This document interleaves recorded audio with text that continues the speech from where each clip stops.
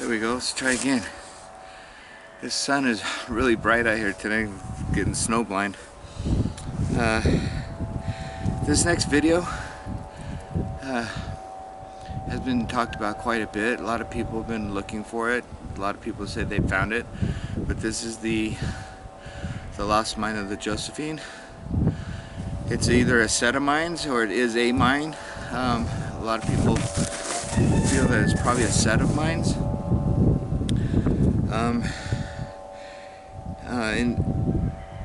In 1792, a guy named Garcia found and reopened the Josephine. Okay, he created a waybill which described the mine, which we'll get into later in this video. And in 1814, he was attacked, or his company, there's 42 of them, they were attacked by Native Americans and only 8 of them survived.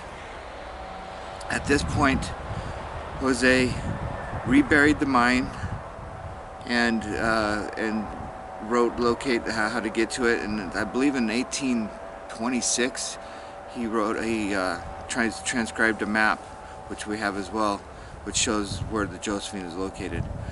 This is one that you don't want to miss. I apologize if I talk around everything, but there's a lot of information that you need to know about, and I think you'd find it very interesting, so stay tuned.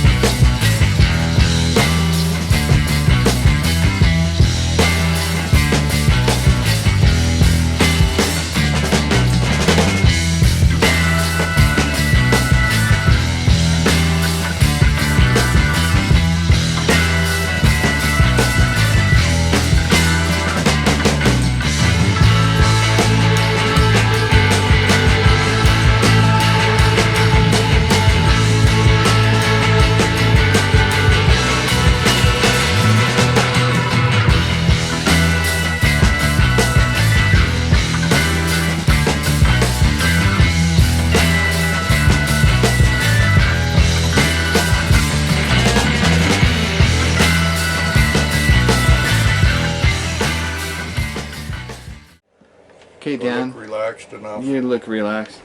The next subject I wanted to rehash, we've talked about this before, is the area of Hoyt Peak and what we call the Josephine mines, or mine series, but there's one up there in particular that has got a lot of attention. One that June Belay had and Steve Schaefer had, and now Gary Holt has. But I know that that you're under the impression that this is not probably the Josephine, or I don't know if I could even say that, because I know it's a series of mines. You hear the story of you go into the mine, and 130 feet back you find a wooden door, and behind the door is so many pounds, or so many bars of silver, so many bars of gold. Yeah, wouldn't it be nice?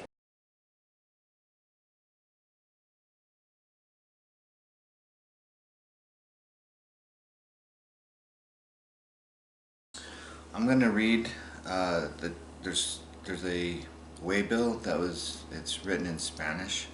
I don't know Spanish, and so I'm at the mercy of people who are fortunate enough to learn or know Spanish.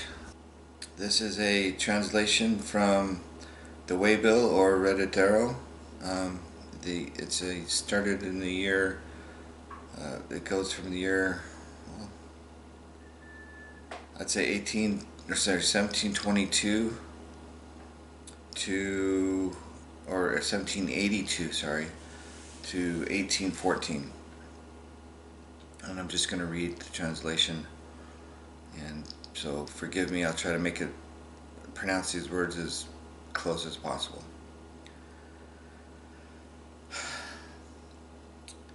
The charted course, year 1782 to 1814. This charted course pertains to the mine of the Utahs. That's spelled Y-U-T-E-S. Named later Josephine of Martinique,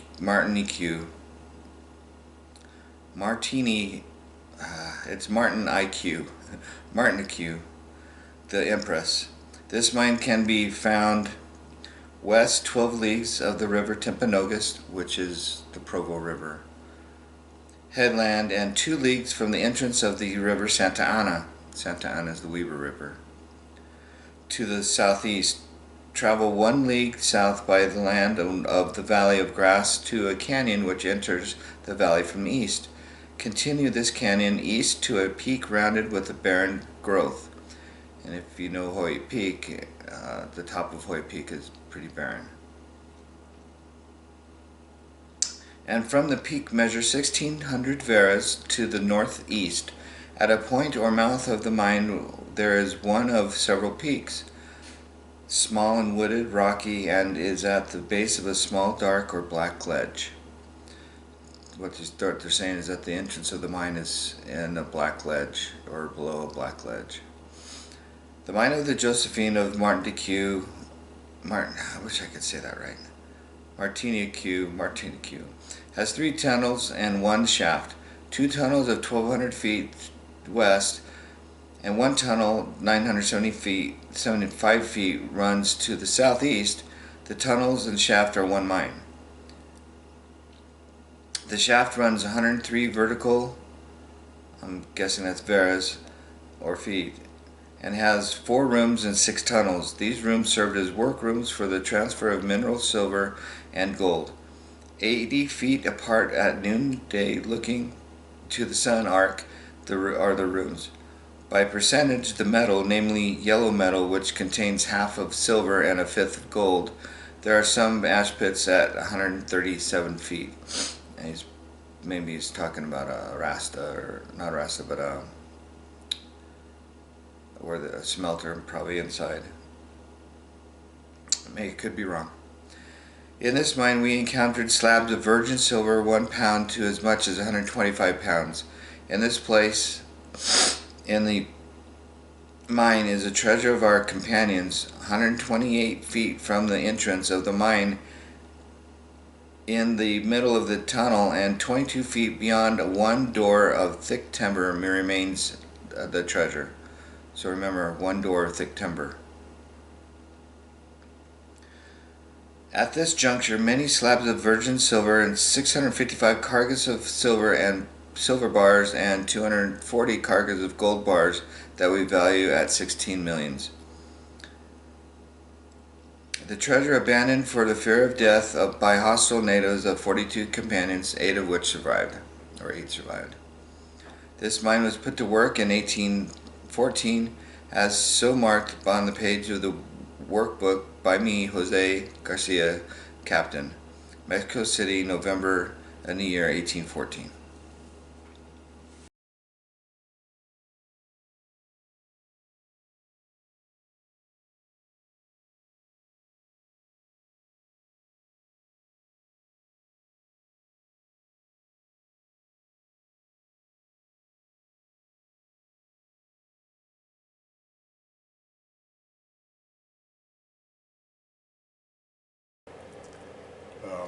We believe we know where that one is, and I don't know what it is, but I just don't feel compelled to go and open it. I don't know. I'm sorry, I don't get all excited over gold and silver. It'd be nice to have some, so if you happen to stumble across some, maybe, pick me up 1 or 2. But it's the mystery that I'm more curious about, and I want to share it, but I know there's just some people out there that just don't need to know.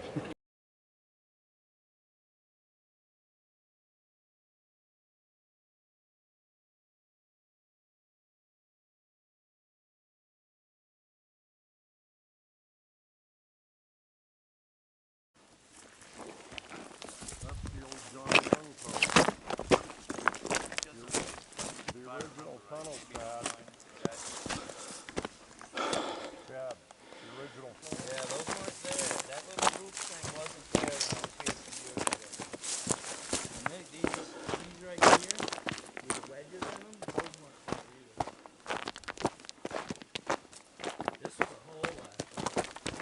mine from. That wasn't there. This was a hole 2 years It's ago. You open. could go through there, but you're better off to go in from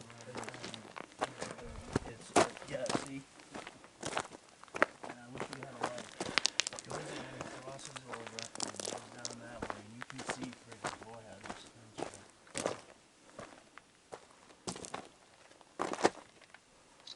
Yeah, Quinn brought me right down in, so we spent all day in the glory hole, right? And we came down in, and all we had was this little flashlight, because we emptied all our gear out into the trucks. Oh. He's like, oh, bring it further. And it just got down in there, and it's like, dude, let's go. Somebody made an X there. Maybe they're measuring how much that's dropping.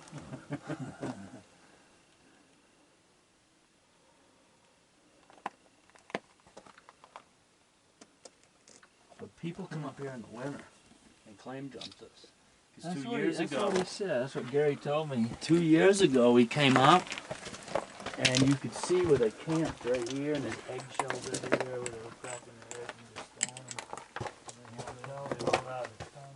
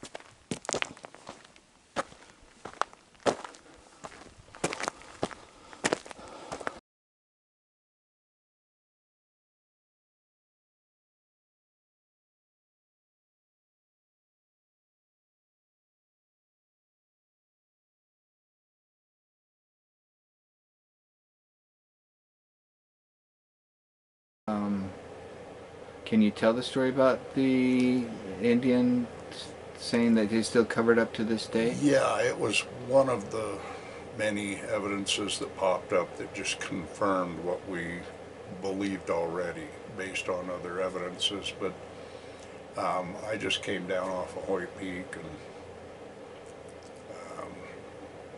can't remember what we was doing up there that time.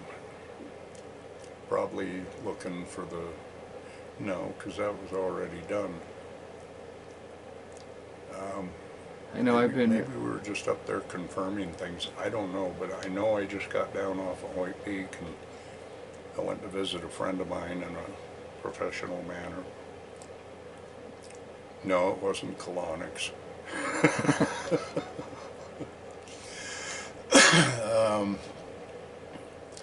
And he was a bit of a roadside treasure hunter. And if you knew who his dad was, you'd understand in part why I just assumed not give him away. But his dad was very well connected, kind of like, you know who David Shoup is? His dad was quite connected also with a lot of the old Indians and so forth. And this guy was kind of the same way. In fact, I just paused there for a minute wondering if he knew David Shoup's dad. He may have. Anyway, this guy is the one who took the original Brewers artifacts photos. Okay, we'll leave it at that. But anyway, I went to visit him one day. He says, hey, Dad, what have you been up to? And I said, we just got down off of Hoyt Peak up there investigating an old Spanish mine. And that perked something up in him. And he says, Hoyt Peak? He says, isn't that east of Camas? And I says, yeah. He says, I got a story to tell you. That was the most famous line every time I met with him. It's, oh, I got a story to tell you. Because he would remember things from his dad. And his dad had this little old Indian woman friend. that he had befriended quite some time ago, and they talked often, and he was very caring of her, and she thought a lot of him, and one day she showed up at his house. And this is, whenever you read through the storybooks, you know, George Thompson, Steve Schaefer, whatever, and you read about a little old Indian woman wearing a, you know, a necklace with a gold nugget on it, or anything having to do with a little old Indian woman, this is probably her. Okay. And she pops in at his place one day and asks her how's she doing, what brings her to his place, and she says, I need to talk to you. And he says, okay. And she says, I just want you to know that you've been one of the best friends I've ever had. She says, I don't have many friends. She says, you've been very good to me over the years. She says, and I've reached a point in my life where I have to make a decision, because a long time ago, my grandfathers killed some Spaniards up on the mountain in Hoyt. And she says, and it was given to my family to keep that mine covered and unknown. And she says, and I've just gotten to that point where I just can't do it anymore. Apparently she'd been doing it with family members before her and before them, and she says, and no one in my family wants anything to do with it anymore. And she says, so I want to give it to you. And she says, I want to draw you a map, I want to show you where it's at, and I'll tell you the story. And so she did. And she bid her farewells and left, and he says his dad immediately come and got him. He said he was out putting baseball cards in the spokes of his bike that his dad had got him for his birthday. And you remember them days. Oh, yeah. With cards in the spokes. And he came to him and said, son, you want to go up the mountain with me? Go check out an old mine? He said, yeah. And so I think they geared up next morning and headed up towards Hoyt Peak. And I says, hold on a minute. He says, what? And I says, okay, I want you to take your time. I want you to think about every little detail that you can remember, because it's important. And he didn't have any idea why I stopped him and said that, because I've been there. Right. And he says, I remember driving up a nasty road. Yeah, it is nasty. And they always have been. And he described a few different things and how they came around the east side of the mountain, Hoyt. And he says it was pretty much bald on one side. And he says, I remember driving up to the edge of a ledge where the road ended. And we parked next to this old twisted up pine tree that everybody knows about. He says, we got out, my dad grabbed the map, and he told me that map was sitting between him and his dad the whole way out. He'd look at it from time to time, but he has no idea what was on it. And he says, my dad got out, he had the map in his hand, and he went out and stood by that old tree, and he's looking down over the edge of the ledge, and he looks at the map, he looks down again, and then he points, and he says, it's right down there. Are we talking? Now, you can tell by what I just told you, because you've been up there many times. Yes. You can tell he's not pointing down towards Gary Holt's Behind mine. himself almost. Okay. Yeah. He's pointing somewhere else. But past the ponds or something. We won't mention it, because there's some people out there who will never pick up on it. Others don't care. I don't care. But I said, and then I interjected, I said, do you remember a pond? And he says, yeah, there was a pond down off to the left. And I said, okay. And I just nodded my head, and I said, you guys ever go down there? And he says, no, we never did. I don't know, maybe his dad was like me, he just wanted to know. Right. And of course I went a little further than that, but We had already found the tree down there with the big mark in it. And This was before you talked with this guy? You already saw that tunnel marker? And we'd already measured it off, and it's 1,600 varas. It's not as a crow flies, it's as you follow the trail. As you follow the trail down. Yeah. And that trail's pretty wide, too, at the top. On top, I don't know how much of that's the original trail, but down in the bottom, I think the only reason the trail is preserved down there is because you've had a lot of animals on it. One of the things I just laughed my butt off is I was going through one of George Thompson's books and come across this picture. If I had the book, I'd show it to you, and I don't think I'll mention it, but there's the one feature that you need to know where it is in order to find the mine. And it was in his book, and I don't think he knew in any way, shape, or form that it was connected. One of these days, if we ever find ourselves with that book, I'll show you. Okay. So George was definitely close. There's so many things I wish I could tell. So that map, did it ever I don't know what surface? happened to the map. He don't know what happened to it. But The boy? point being is he confirmed the location that we knew it was. Right. And I knew damn well it wasn't a made-up story. He had never heard my research, never heard Steve Schaefer's story. It's just one of them guys that he's just a roadside treasure hunter, and he didn't read the treasure books. And so it was taken as one of them bona fide coincidences to where... It verified your other thoughts. Yeah. So, nobody had a reason to make the story up. Well, one can ask the question, if the Indian woman was supposed to keep it, if she went there every year, do you think it would expose itself eventually? Or do you think it's maybe collapsing on itself so much that it'll never be My personal exposed? opinion, I don't know how to describe it. It's one of them sites that you know that when the time is right, it'll be found. And I don't think there's anything you or I or anyone else is going to be able to do to bring that time any closer.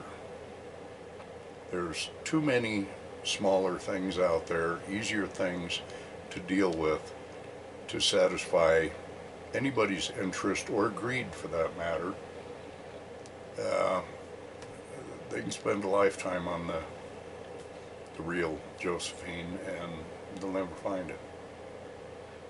It doesn't matter how many clues they get. It's just one of them places, like I said, it'll be found when it's supposed to be found.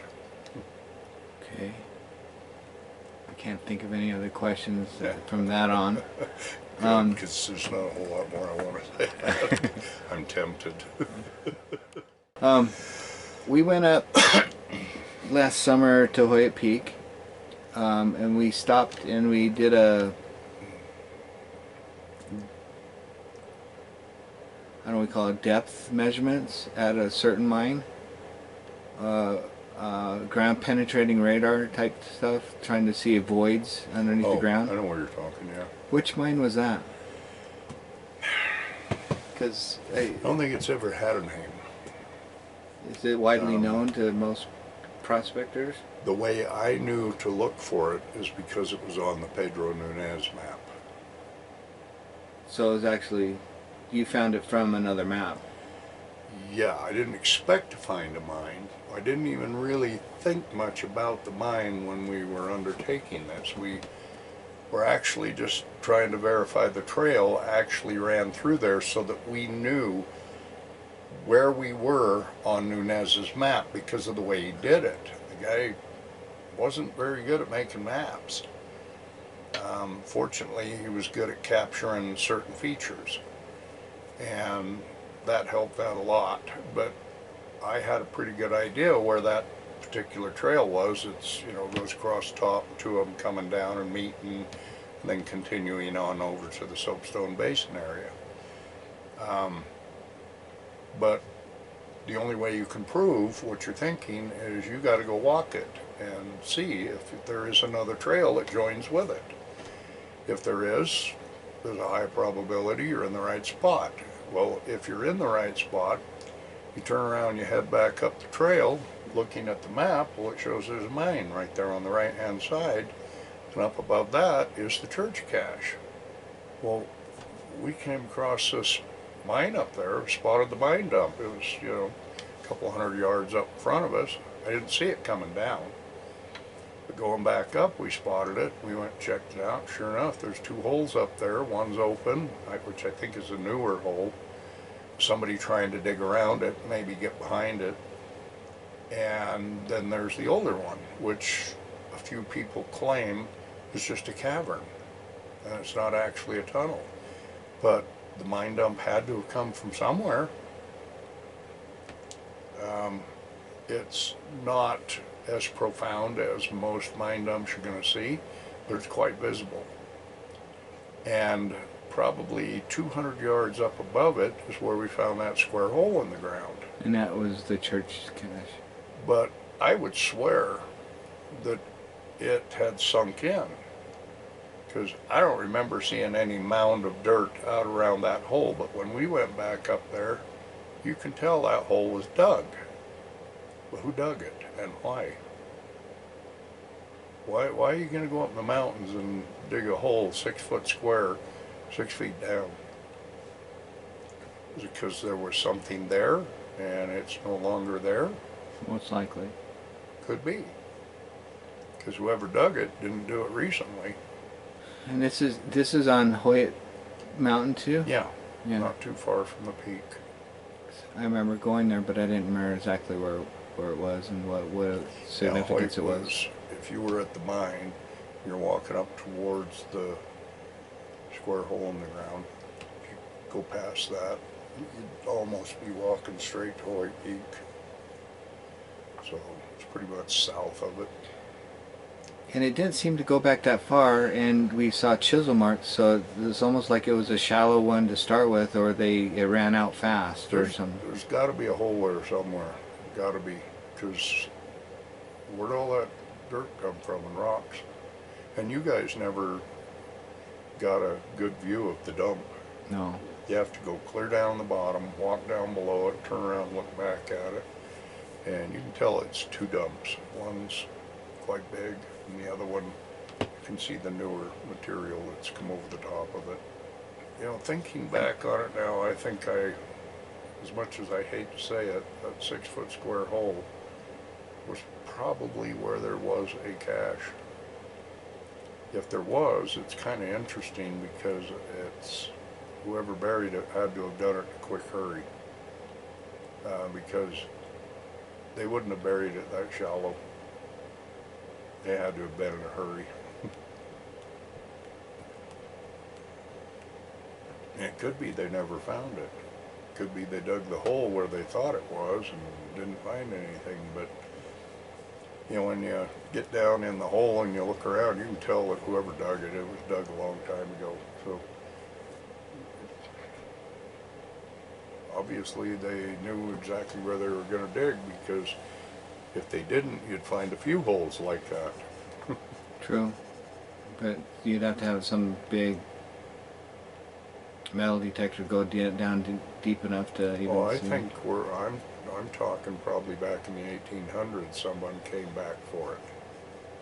And there may have been marks on the trees, we don't know. And they knew exactly where to dig, and they dug it up and they took it.